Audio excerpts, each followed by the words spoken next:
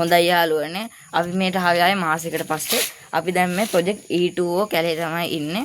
ඔයාලට මතකයිද ගෙසතු ගිය මාසේ අන්තිමටම මේ කැලේ අපිට තනියම වැඩ කරන්න බෑ කියලා ඊමේල් එකක් දැම්ම BS5 ටීම් එකට. ඒගොල්ලෝ හොඳම ඉන්වෙස්ටිගේටර්ස්ලා මම දන්න විදියට නම් මම දන්න අය කියන සුපිරිම ඉන්වෙස්ටිගේටර්ස්ලා දෙන්නේ තමයි ඒ කට්ටිය. ඒගොල්ලන්ගේ ටීම් එක හොඳයි. ඒ කට්ටිය ඇවිල්ලා ඉන්නේ මේ BS5 ටීම් එකේ. මේනේ BS5 ටීම් එකේ ඉන්න සියත් සහ බෝනි මම දැන් කැම් එක සියත් දෙනවා.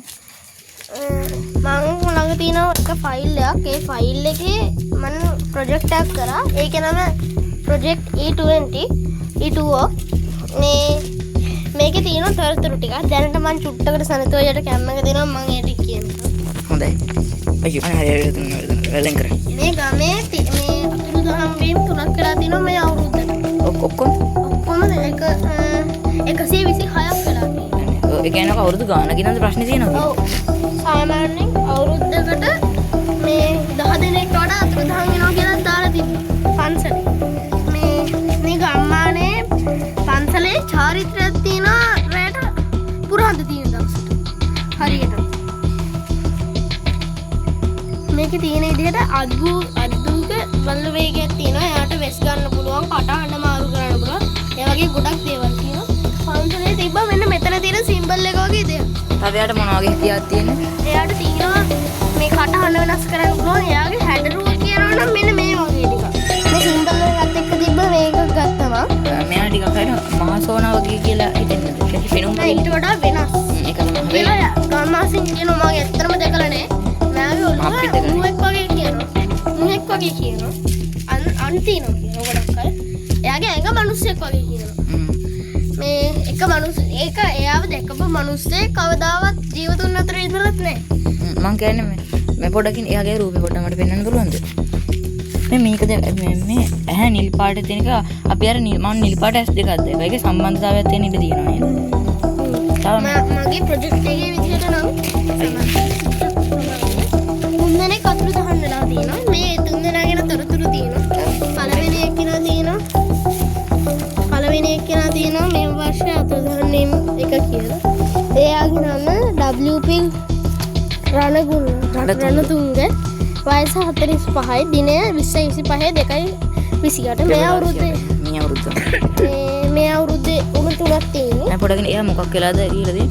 හේතුව තමයි වීමටින් ඇවිද යන. සුමිරිය පානේ පදමට ගහලා ගැනීමට නැහැ කිව්වා. හරි එයාගේ ජීවිතේ නතර දෙක සිරසක් කරේ කවදාවත් හොයාගෙන නෑ. දරුණු. තව දෙවන එකක් තියෙනවා. අයියෝ.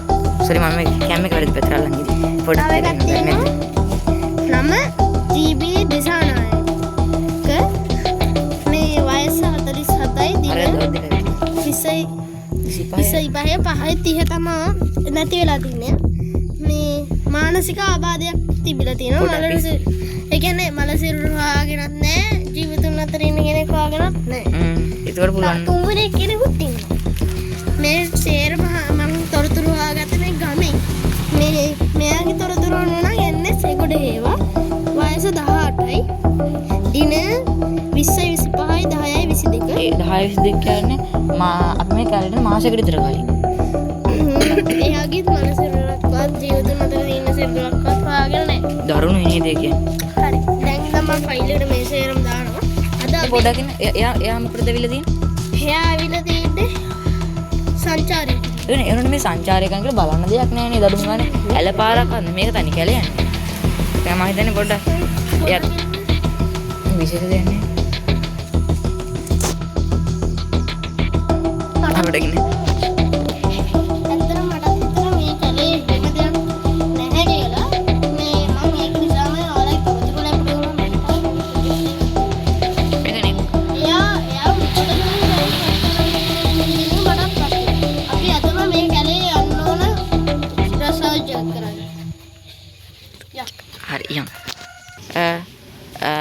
සියත් අපි මෙතන තමයි පොල්ටර්ගයිස්ට් දැක්කේ.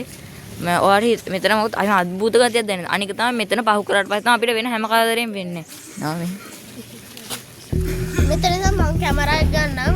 මෙයාලා රිසර්ච් ටික කරලා මම කියයි. මම මෙතන ඉඳන් කැමරා එක ගන්නම්.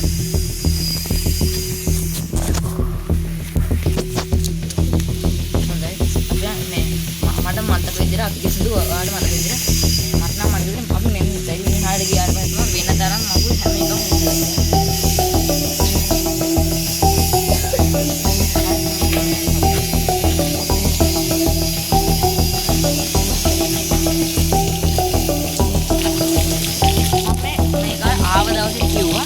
එකම හැමදාම ලාම්පු දෙලුයි මේ මොකද්ද පොළුයි තියලා දෙන මොන හේතුවක්ද කියලා මම නම් දන්නේ නැහැ. හරියට මෙහි කුරුළු කඩන්න එනවා හැම වෙලේම. අර කැලේ අපිට කැලේ ඉඳලා තමයි පොල්ට ගයිස් හම්බෙන්නේ. හරි එහෙනම්.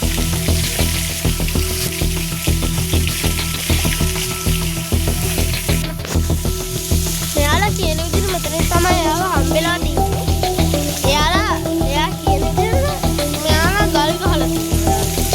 එතන අමුතිය දිනවල මෙතන පාස් කරාම එන කරදර ඔක්කොම වෙනවනේ. ඇත්තටම කිව්වොත් මෙතන සීතල ගතියකුත් ගොඩක් තියෙනවා.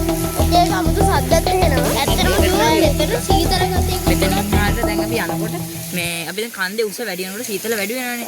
මෙතනින් යන මෙතන කන්දේ පොළ නැගි මම වගේ එකක් තියෙනවා. අනික තමයි එහෙම එකක් තියෙන එහෙනම් තමයි මෙතන සීතල වැඩි වෙනවා.